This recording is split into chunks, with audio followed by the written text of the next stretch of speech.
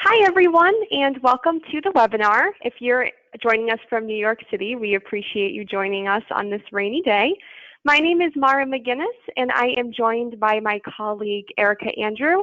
My position is the Charity Accountability Program Manager, and Erica Andrew is the Charity Accountability Program Associate. So we are very excited to get into our standards today. Before we do, a little bit about the BBB and the reason why we do what we do is we always aim to help people find and recommend businesses and charities that they can trust. Our organization was founded over 100 years ago, and with the IABBB, plus nearly 100 local BBBs. Our vision is an ethical marketplace where buyers and sellers can trust each other. So on the business end, they set standards for marketplace trust and educating consumers and businesses. More specifically about the Metro New York BBB Foundation mission is that we always aim to be marketplace trust by upholding and recognizing ethical business and charity standards and practices in New York. So today we're going to be talking primarily about Charity Accountability Program reports and how that relates to the 20 standards. However, I would like to mention that we do also have educational programs for charities and business leaders, as well as consumers. We typically do most of these in person. We have about 7 to 9 a year. However, we are pivoting toward web-based programs like today. So if you have any interest in attending any of those programs, definitely feel free to reach out and be on the lookout. About BBB charity reporting. So there's 61 programs in the BBB system. So that's primarily local chapters like ourselves. We are the Metro New York BBB Foundation, and if you are joining us from upstate New York today, you might be working with the Buffalo organization in New York. But we are all guided by the principles that the National BBB Wise Giving Alliance has set for the 20 standards of accountability. Now, the Wise Giving Alliance reports on national organizations with a national reach and with constituents all across the country. In Metro New York, we primarily focus on constituents within the Metro New York area, so that includes Mid-Hudson as well as on Long Island. So why do we do what we do in terms of reviewing and reporting on charity practices? The short answer is that we were asked to. So in the 1920s, we began to do charity reports with consumers who had come to the BBB looking for a way to verify solicitations, right? I just received this in the mail. Is this charity doing what they are actually saying that they're doing? So from then, we began to develop what is now in 2020 our system of our 20 standards and our charity reporting. Our 20 standards cover 4 key practices. They were developed by a panel of experts. So these are people who are lawyers, charity experts, accountants, etc. So what we aim to do is we aim to look at an organization holistically, and the way that we think that works is to look at an organization through the lens of their governance and oversight, their finances, how they measure their effectiveness and if they do, as well as fundraising and informational materials. Beyond the 20 standards, we also have 3 recommended practices, and those are diversity and pluralism, adherence to the law, and prioritizing open and ethical behavior as you operate your organization. Some guiding concepts for the BBB standards is that this is a voluntary disclosure.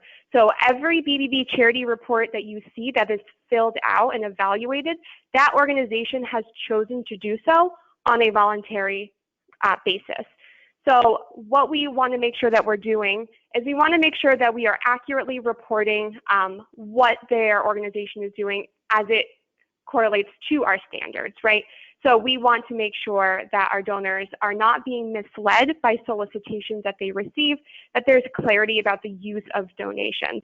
So with the charity report, we hope that donors have a really easy and free way to ensure that their donation is really going to be making an impact.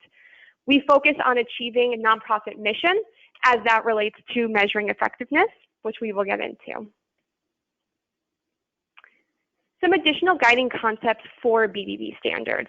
We evaluate key practices. So we are not on a ratings based, right? There is no such thing as an A charity, a C charity, an F charity. We have 20 standards. So within those 20 standards, you might meet all of those 20 standards, and what we would say as an accredited charity, you meet those 20 standards. You might not meet all of those standards. Let's say that you meet 19 out of 20, but you're going to strive to meet that last standard. So that's what that report would look like. We also think that accountability is more than financials. This is something that we in the nonprofit community, at this point, we understand what that means, right? That we know that our organization is more than just how much we spend on programs. It also includes everything about governance, your financials, your fundraising, how you measure your effectiveness. That is all about accountability. So what would be the benefit for a donor to look at a BBB charity report? It's a free, quick way to check if a charity is meeting high standards. This is a question I get from consumers all the time.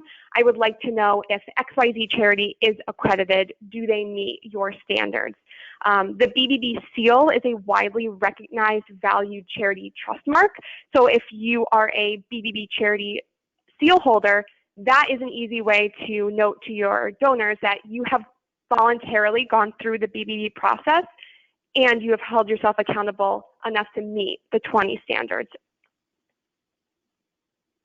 What would be the benefit for a charity? So there's various reasons why the BBB program, the charity program, works for charities. One example of that is just our standards alone. They're really helpful key practices that you can incorporate for a tiny organization to a really large institution. We believe that these standards can be met by charities of all different sizes. So if you're a charity who is just getting started and you want to figure out the best way to just really put your foot down on a solid foundation, these would be really helpful for you. If you're a large institution and you want a way for all of your colleagues and staff to connect about what goes on in different departments when it comes to fundraising and accounting, this is also a really good check-in that you would do once every 2 years. When we talk about BBB accreditation, that is meeting all 20 standards. So there's no fee for that. If you would want to pursue BBB accreditation on our website that says this charity has met 20 standards and you can see some key information about them, that is free of charge. If you would like to opt into the BBB Seal program, this is a fundraising tool for BBB accredited charities only. So it is completely optional, and there is a sliding scale fee based on your public contributions to license that BBB seal, which I'll talk about a little bit after, but that is the difference. If you're not familiar with what a BBB charity report of a charity who meets all standards looks like, up on my screen right now is exactly what that looks like. So this is the charity's name, their number, their address, their website, as well as just a really quick and easy way to see the green check marks to say this charity met these standards. As you scroll down a little bit, there would be the conclusion that says, yes, they do meet these standards. The purpose, so this could be your mission, a little bit about your programs, what you do, why you do them, about your CEO, your board chair, about any fundraising methods that are used, and as well as verifying your tax status as a 501c3 organization. Those are the charities that we do look to evaluate. Although, financials aren't everything, we also do have a pie chart that does show your organization's percentages, so the programs, the fundraising, and the administrative expenses, as well as your source of funds.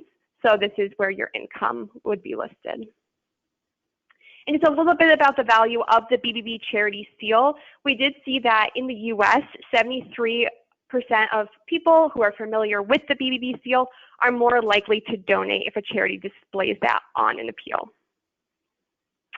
But moving forward, the BBB Charity Accountability General Areas of Focus are organizations that are publicly soliciting donations, including government grants, organizations in the news or otherwise of interest to the public, eligible organizations requesting BBB charity reports, and focusing on larger organizations who have collected a greater share of dollars.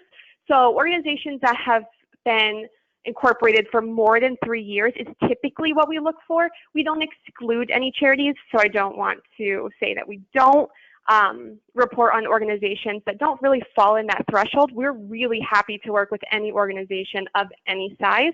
What we do see is that organizations who have been incorporated for more than 3 years and might have a little bit more cash flow have an easier time meeting these standards, because we know at the beginning when you're starting your nonprofit, the most important thing is getting your name out there. So your organization might be spending a little bit more on fundraising than they would down the line on programs.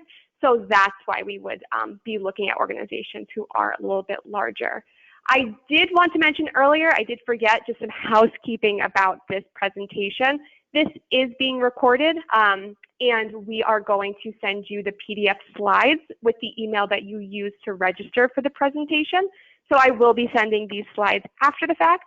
If you have any questions at any time, I will be monitoring the questions panel. So feel free to shoot any questions you want, and I will gladly stop talking about my slides, and I'm happy to answer your questions. Okay, so standards 1 through 5 are related to governance, and I am going to turn it over to my colleague, Erica. Great, thank you so much, Mara. Thank you for introducing the presentation. And with that, we're going to jump into our first block of standards that involve governance. So standard 1 looks to see that a charity's board of directors is providing adequate oversight of the charity's operations. This includes all different board roles, such as approving the budget, monitoring the conflict of interest policy, reviewing fundraising contracts, audit 990, just basically taking on all of the oversight roles that the board signs on for, and so that the board is interacting with the leadership at an organization to collaborate on, making decisions and monitoring activities. So to meet this standard, we would ask that a charity confirms all of these items. It was recently updated last year that this standard now includes adherence to applicable government charity regulations. So whereas in the past, adherence to the law was more of a guiding practice, now it is actually incorporated into this standard. So we look at that when we are evaluating standard 1. So with that being said, we do want to call your attention to this disclosure requirement update that was also made last year with the New York State Attorney General Charity Bureau's office back in August. So again, like Mara mentioned, this will be available to all of you. The slide deck will be available after the presentation. It'll be emailed, so you can look over that in your time. So moving on to standard 2, definitely a quicker one. This standard seeks to see that a board of directors has at least 5 voting board members. So this is one of the BBB standards that goes a bit above and beyond what New York State requires. New York State requires 3 voting board members, and we prefer to see 5 so that we really have that like diversity of opinion in the decision-making process. And then standard 3 involves board meeting attendance. So for board meeting attendance, we look at 2 things. We look at how many board meetings your organization has. We look to see a minimum of 3 evenly spaced board meetings throughout the year. And then we also look at the attendance. So we look for these meetings to have a majority of board members in attendance. And it is something that we look for is for board members to be in attendance in person. With COVID-19, that is something that organizations, I'm sure, are definitely facing challenges with, and a solution to any inability to meet face-to-face, whether it's distance or pandemic or whatever is preventing you from meeting face-to-face, we also count video conferencing as sufficient to meet this standard. We just want to make sure that board members can see and hear each other to really collaborate on the decisions that are being made in the board meetings, because we've all been on a conference call where you kind of just press mute. So that's what we look for to meet standard 3. And then standard 4 involves board member compensation. So to evaluate this standard, we look for not more than 1 or 10%, whichever is greater, directly or indirectly compensated voting members of the board. So if you have, 7 people on a board, 1 board member could be compensated and you would absolutely meet the standard. And if you had 25 people on the board, 2 board members could be compensated and you could meet the standard. So it's like on a scale like that. There are a few exceptions regarding who can be compensated. The compensated person cannot be the board chair or the board treasurer, as those leadership roles on the board have a lot of decision-making power. The chair also must not be someone performing the role of CEO or COO, whether or not that person is compensated. So we really look for 3 roles to be distinct from each other. We look for an independent board chair, an independent board treasurer, and a separate executive director, CEO, central leader of the organization.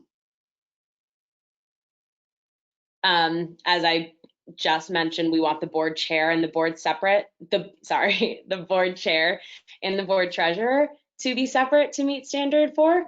And also the CEO of an organization may not serve as the board chair. Our last governance standard is standard 5, which has to do with related party transactions. So New York State definitely has a lot of regulations regarding conflict of interest, policies, and related party transactions. So to evaluate this standard, we really look at your conflict of interest policy and ensure that you are continuing to adhere to that by keeping arm's length distance in any related party transaction situation. So some things we consider are, were competitive bids sought, did the interested party vote on the transaction, and all different things like that. So if you don't have any related party transactions, then you're good on standard 5. So our next category of standards involves measuring effectiveness. So like Mara had mentioned earlier on, we want to ensure that organizations are regularly evaluating themselves and assessing what they're doing in relation to their stated mission. Is anything, what's working, what's not working? Are we still keeping our focus in the direction that we had originally intended? So to ensure that those conversations are happening, we request to see a board policy of assessing at least once every 2 years an organization's performance and effectiveness, and determining future actions required to achieve its mission. So to meet this standard, we do request to see the policy so that, it's like codified with the board that these assessments will continue on year after year, regardless of changes in leadership. So when we are evaluating this policy, we look for a couple key points. We look for the organization to, clearly set forth identifiable and measurable goals and objectives, a process to conduct these evaluations or impact assessments or whatever form it might take. This doesn't have to be formally titled measuring effectiveness policy. A lot of organizations do this without even realizing it. They have annual impact assessment or strategic plan, whatever that form is. We don't judge the process or the result of the assessment. So we just seek to make sure that the assessment is taking place.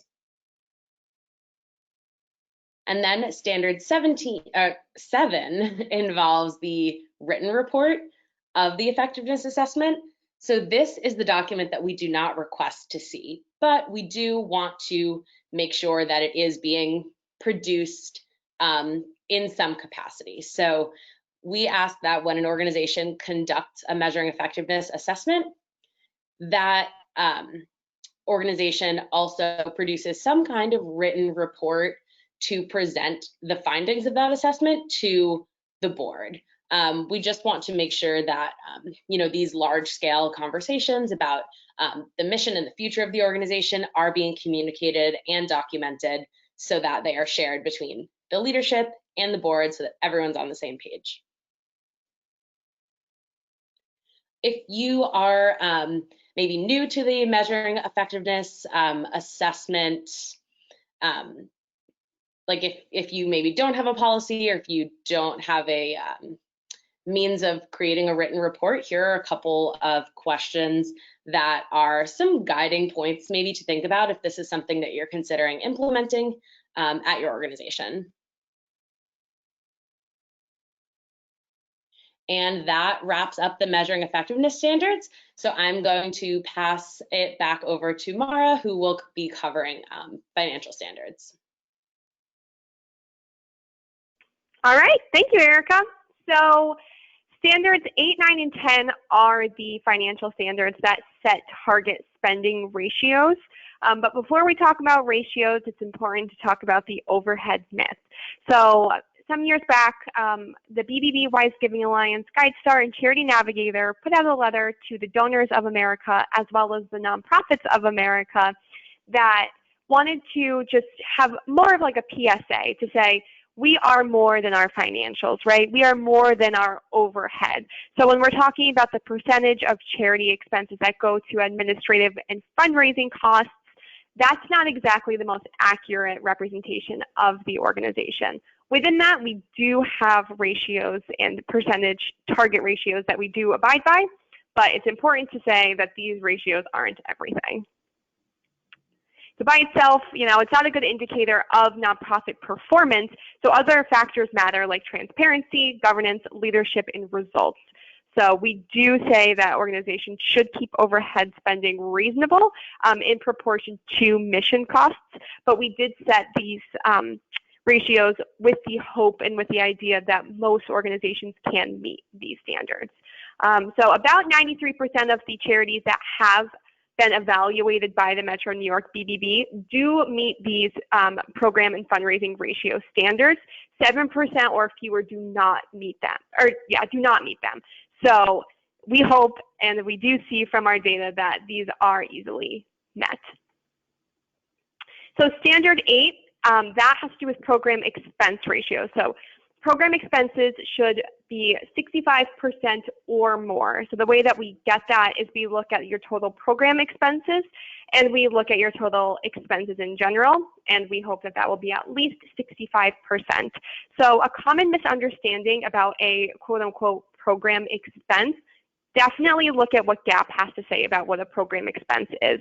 Some organizations I've worked with think that program expenses are only things that are tangible, like let's say that you run a daycare, so you have pencils, right? Sure, that could be a program expense, but it could also be the salaries of the people who work solely on the program itself. So if you do have any questions about what a program expense is, I do recommend that you look at what GAAP has to say about them. Standard 9 is about fundraising expenses. So standard 9 is 35% or less of related contributions should be spent on fundraising. So the easiest way that we break this down is it shouldn't cost more than 35 cents to raise a dollar. The way that we look at this is we look at the total fundraising expense and we divide that by the total related contributions. And we hope that that is at least 35%. So what is a related contribution? So there's many forms of what that can look like. They include, but they're not limited to, donations from individuals, donated goods, in-kind contributions that do have a value, member dues if the benefits are minimal, bequests, etc. So that is what we're looking for when we talk about public revenue, related contributions, anything that's similar to that. These are the income streams that we are looking at. Standard 10 is the accumulation of funds. So this is our last target spending ratio. So when we're looking at accumulation of funds, we are looking at unrestricted net assets. So unrestricted net assets are available for use. So this is not permanently restricted, donor restricted, fixed assets like land and building. This is solely unrestricted net assets.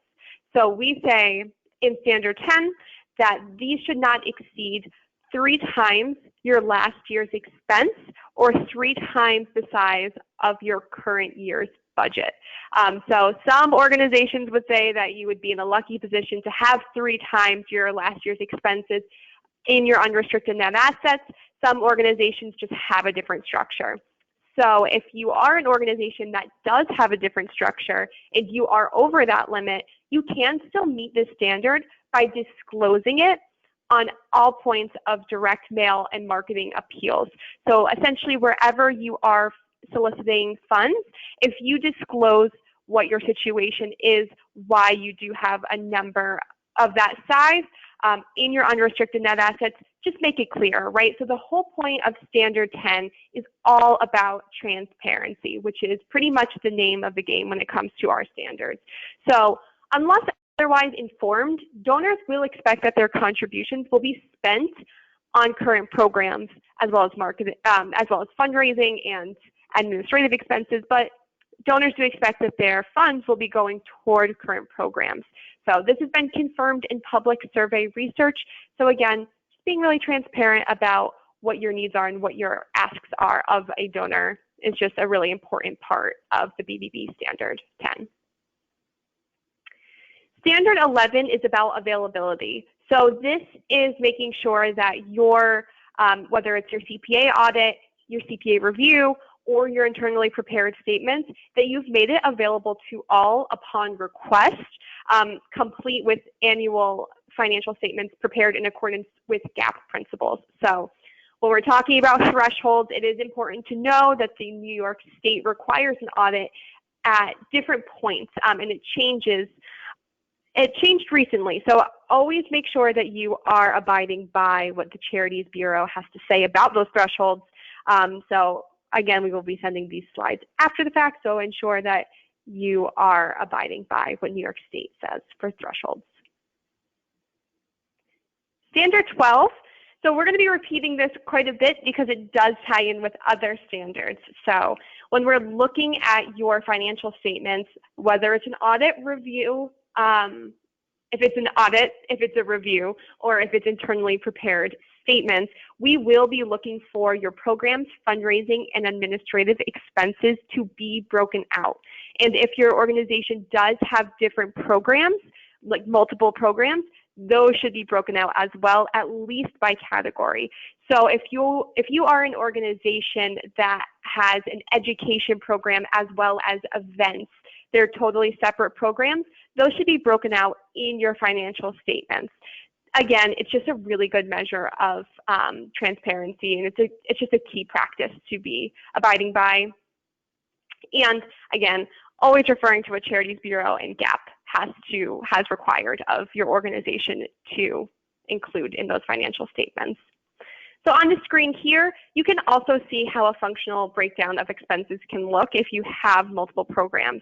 So you can see up top that there's the programs, fundraising and admin, program A and program B. On the left, it's also really important that you do disclose your salaries, your travel, your postage. All of those natural classifications do have a home within financial statements. So again, this is all about making sure that you are accurately portraying to your donors, to any grantors, your financial position. So why is it important? It's a critical management tool for staff and board. So it tells an important financial story to funders and stakeholders. How are my donations being used? How are donations being used? So GAAP required now that health and welfare organizations are required to break down their expenses in this way, and especially by nature and function. So making sure that you're just on top of it is really important, as well as, including this in your 990 for the page 10 You have to do that for the 990, may as well do it for the audit, and may as well do it for the budget. Standard 13 is accurately reporting the organization's expenses, so including joint allocations. There is a space in the 990 to include joint allocations. And specifically what we're looking for with joint allocations is organizations who claim that they have zero fundraising expenses. Some organizations that are small think that their fundraising expenses are de minimis. So ensuring that even if it is de minimis, that you are accurately representing what your financial picture is so that donors and stakeholders understand it to the best of their ability. The budget, which I had previously just mentioned. Again, we do ask that this is broken down by program, fundraising, and administrative expenses, broken out by multiple programs if your organization has that. The budget should also be board approved, which is also something in Standard 1 to make sure that the board is looking and approving the budget.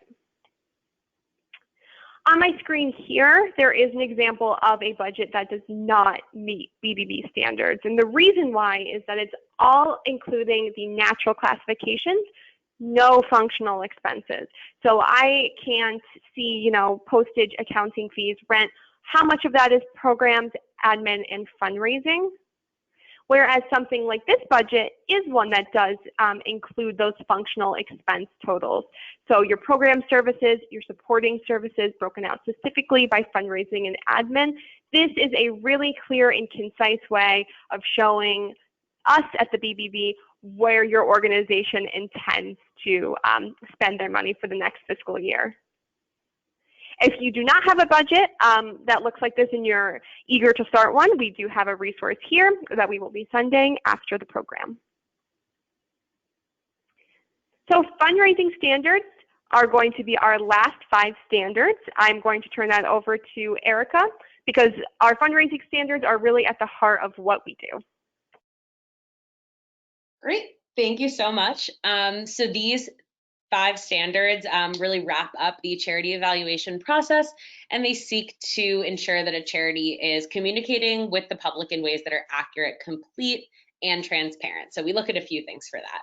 And to start, standard 15, we look at your fundraising solicitations.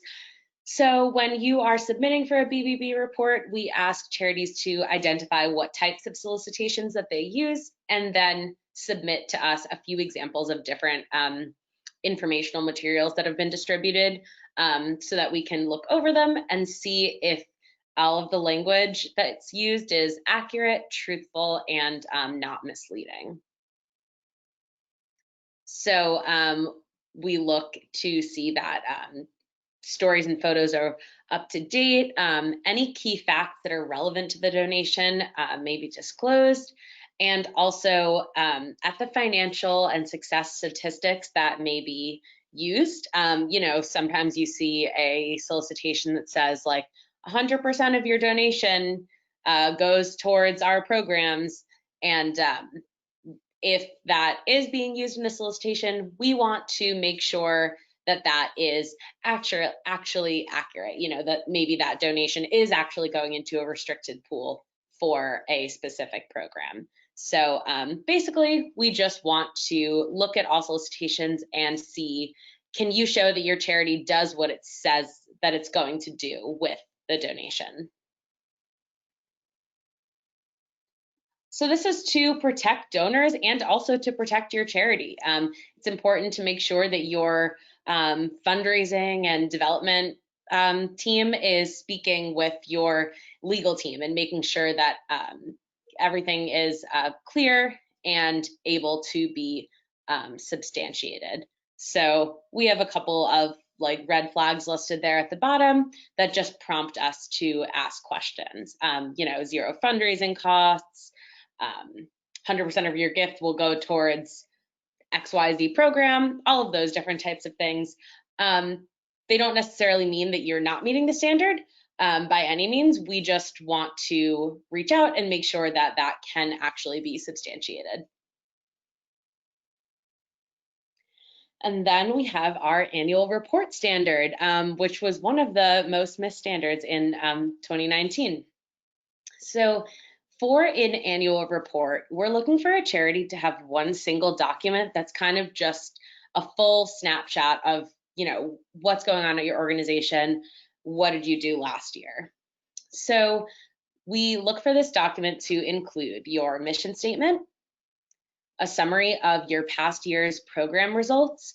So we're really looking for, not just like general program description, like what we've done over time. We're really looking for like last year we, if you do run a daycare center, we had 500 students, something like that, that really gives a potential donor a picture of what you're actually doing right now.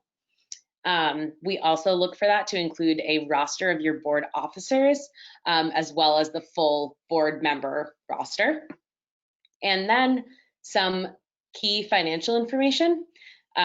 So your total income for the prior year, your expenses broken down into the categories of program, fundraising, admin, as well as your ending net assets. So we feel like these 4 items really are give potential donors or constituents or whoever is interested a real snapshot of your organization. So this really is the opportunity for your organization to tell your results story.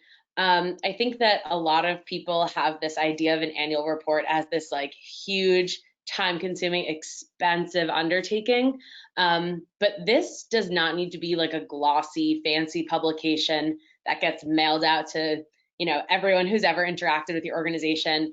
It can take many forms. It can be just a 1-page Word document. That's the sample template that we have on file. It can also be your 990. If your 990 includes, if you choose to include program service accomplishments, because all of the other items are already built in. So that's something that you file every year anyway. And we just want to ensure that this is available to anyone on request. So an online digital report is totally acceptable as long as you are able to send it to anyone who requests it. And then our next standard involves website disclosures. So this standard only applies if an organization solicits for donations on its website, which in 2020 is effectively every organization in some way, requesting mailing contributions, a donate button, asking donors to call or text in. So this standard pretty much applies to all organizations that we work with now. And it looks for an organization's website to have first, all of the information from your annual report. So it can be located in all different parts of your website, or you can just upload your annual report to your website and then cover all those items. We also look for an organization to have a mailing address, as well as electronic access to your most recent 990 with the appropriately labeled link. So that can be a direct link to a PDF copy or a link to a web page, maybe a different site that hosts your 990 in a publicly accessible way. Whatever that is, just needs to be available. And then our next standard is about privacy policy. So we look for organizations to address privacy concerns of donors by having a policy that outlines a couple of key measures, basically key information that someone might be interested in if they are providing you with any information, credit card information, email address, any kind of personally identifiable information. We want to see that a charity is clearly disclosing what information is being collected and how it will be used, how to contact your charity to review and correct information, how to communicate with the charity not to share personal information outside of the organization. So that's if your organization rents or shares or trades personal information. And if not, we look for that clarification to be in a policy. and also what security measures are in place to protect personal information. So one key thing to note is that at the BBB, we are not, cybersecurity experts. Like, we are definitely not legal counsel with these items. So we are not here to judge judge the privacy practices at your organization, the security measures, all of that. We just want to make sure that what you're doing is presented clearly on your website so that anyone engaging with your organization knows all of this information going in.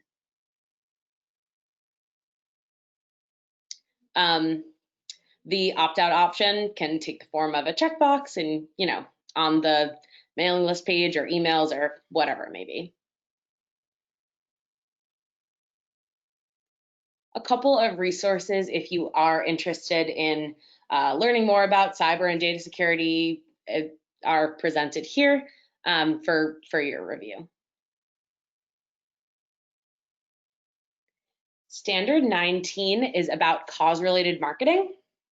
So cause-related marketing, for those who may be unfamiliar, is when a for-profit business and a nonprofit charity partner up to engage in an arrangement that's mutually beneficial. So, if the coffee shop on your corner for the month of July is donating 10 cents of every small coffee to XYZ organization, like maybe a local farmer's market. So if a charity is engaging in cause-related marketing promotions, we want to see some of those promotion materials to ensure that a charity is clearly disclosing how the charity benefits from the sale of the product when they are, marketing these arrangements. So the items that we look for are the actual or anticipated portion of the purchase that will be directed towards the charity. So, 10 cents per cup of coffee or 10% of every order in XYZ month. The duration of the campaign. So any time parameters, if it is a time limited campaign, so a month, a week, a day, whatever it is, as long as it is clearly stated so that people know the full arrangement, and then any maximum or guaranteed minimum amount or any other financial limitations on the agreement. And here's an example of a solicitation that would pass Standard 19. 5 cents will go to ABC Charity for every bottle of juice sold in September of this year up to this maximum. So it's really clear about all of the details surrounding the arrangement. And our last standard, Standard 20, is about complaints. So the BBB Charity Program can process complaints that are filed against nonprofit organizations in select circumstances. These complaints have to involve a marketplace transaction of some sort. And if we do receive a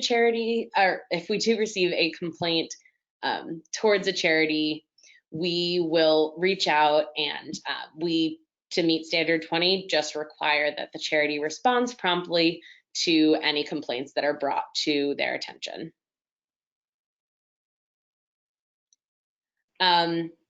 In our top 10 missed BBB standards log, there are always a couple standards that fall in the top portion, and that is usually effectiveness policy and reporting, annual report, and website disclosures. So if you do have any specific questions about any of those standards, or if you would like some sample materials so you can see examples of these policies and documents that you may already have all of the information for, definitely let us know, and we're happy to advise on that. And then here is a link to our standards implementation guide where you can read about the standards in some more detail, maybe get anything that we didn't cover, and we're also happy to answer questions about that. So here is a kind of map of the disclosure process for the Charity Accountability Program. So if you are a charity who has an existing report with the BBB, when it's coming up for renewal, we will reach out to you and let you know, give you the heads up that it's expiring in a couple of months. And then we have an online portal where you can upload all new information, new supporting documents, so that we can reevaluate and ensure that you are continuing to meet standards, or if anything's changed at all, we want to make sure that we can document that and compose a new report. So that is via our online portal. We have like a series of tabs where you can enter the information that we had discussed throughout the standards briefing. And if you are a new charity and you are interested in maybe submitting for a BBB report for the first time, you can reach out to us and we will send you the online portal link. We will set you up with login credentials so that you can complete that online form and upload the relevant information. So once you upload information, then you sign off on the approval form that you're good to go, we're good to evaluate. And then on our end, we evaluate the information that you did submit, see if you are meeting all standards, see if there's anything maybe that requires some adjustment, or if there were any gaps in your application.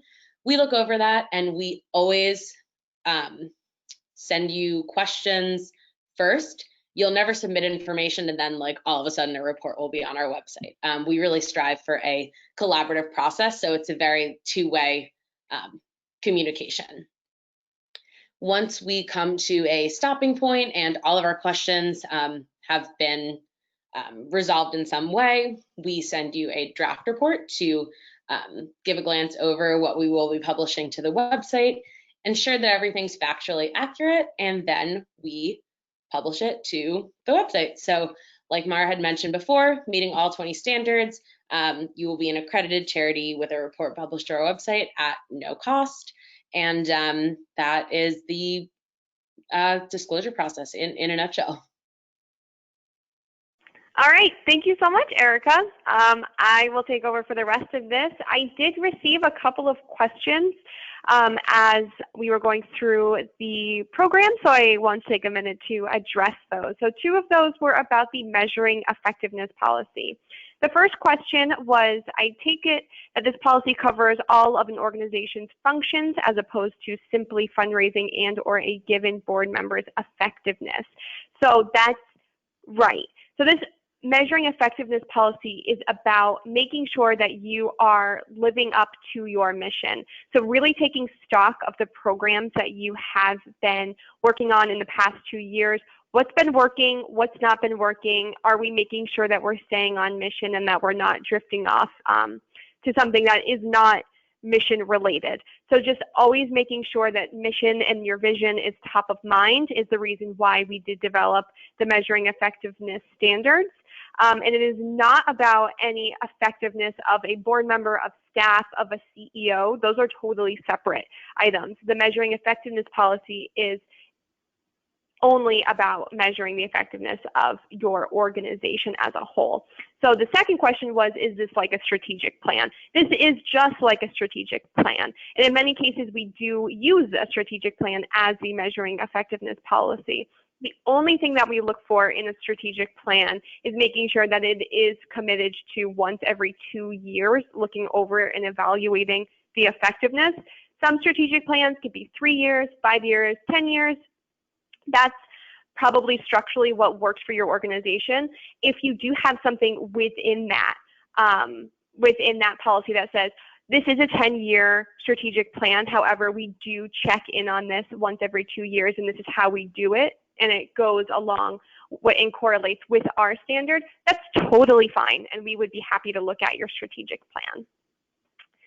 So the second question was about the privacy policy. What should be provided if an agency is still developing a privacy policy? So when we talk about a privacy policy, we want to make sure that if you are receiving any information that is personally identifiable So this could be a name, an email, a credit card number. We would require that an organization does have a privacy policy on their website that discloses this to the public. And we do understand that this does take time to develop, so we would be happy to work on a timeline to see the most effective way that you could reach accreditation if you don't have a developed policy, but we are definitely looking for that. The third question is, can you still seek accreditation by emailing the PDF form with attachments instead of using the online portal? We very much prefer the online portal. We think it's a really effective way for both of us to be looking at the same information, so we can all be on the same page. We do think it's more seamless than a PDF, but we definitely can accept those. The thing about the PDF is that they are larger, so it can be a little clunky to make sure that we are receiving all information, but we can absolutely work around it to make sure that if you are seeking accreditation and a submission, that you can do so as we work through work from home and as we're not in the office, as we might, have different practices there.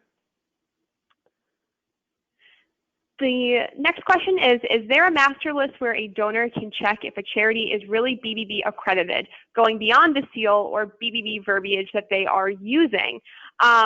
Yes, we do have a master list where we have all of our BBB, not only our BBB seal holders, but our BBB accredited charities on our website that pertain to Metro New York accredited BBB charities. So if you are looking for a national organization, that would be where you go to give.org. They have a list of their accredited and seal holders.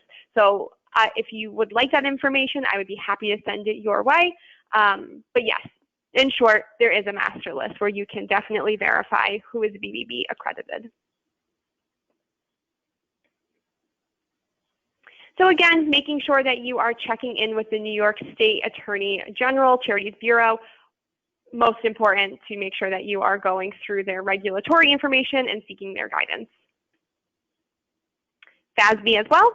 So if you are looking to set up your audit, if you have any questions about that, definitely feel free to go to FASB.org. New York State Nonprofit Revitalization Act and Updates, Lawyers Alliance, these are all resources that are available to you as a nonprofit. Now, if you meet all 20 standards, you are officially considered a BBB accredited charity, and from there you are eligible to become a BBB Charity Seal holder. So the seal can be used on your solicitations, on your website, anywhere that you are looking to showcase that you are a BBB accredited charity. I've seen it on email signatures. So this would be a way that you could opt into that.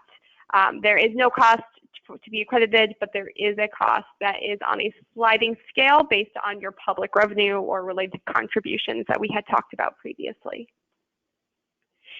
If you do have the ability, if you are a seal holder on this call, you have the ability to put your seal right up on your website. That connects you right to your BBB Charity Report, as you can see here. And thank you. I will stay on the line for questions. I'm happy to answer any more questions that you might have. I'm also available via email. So my email is right down below. You can see our website and our phone number. If you are from upstate, there is a separate email and phone number for you. So that's just kind of beyond the Mid-Hudson area of New York. So I will stay on.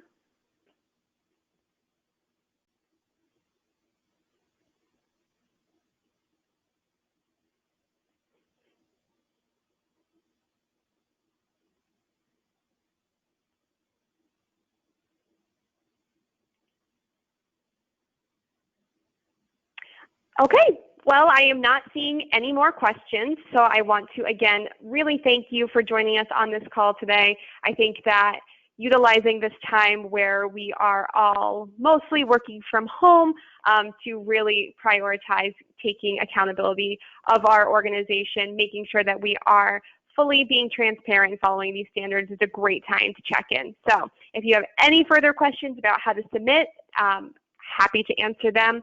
And again, thank you very much. And I will be sending this off. Take care. Bye.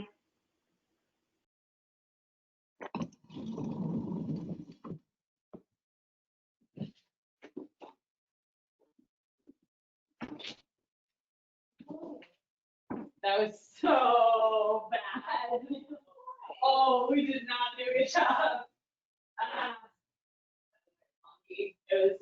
It was horrendous. Oh my God, that's fun. Ooh. That was a tough one. Oh, I'm actually okay. It's gonna get me mad. I'm feeling it. I mean, you call it one. You should. You must. You're here. You have to. If you're not really feeling open eating, I would split one with you. Just like a classic. Okay. That and now I don't like that one.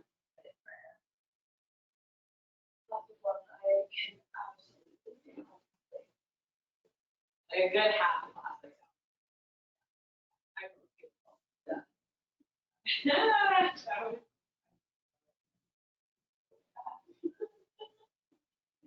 We were both just like,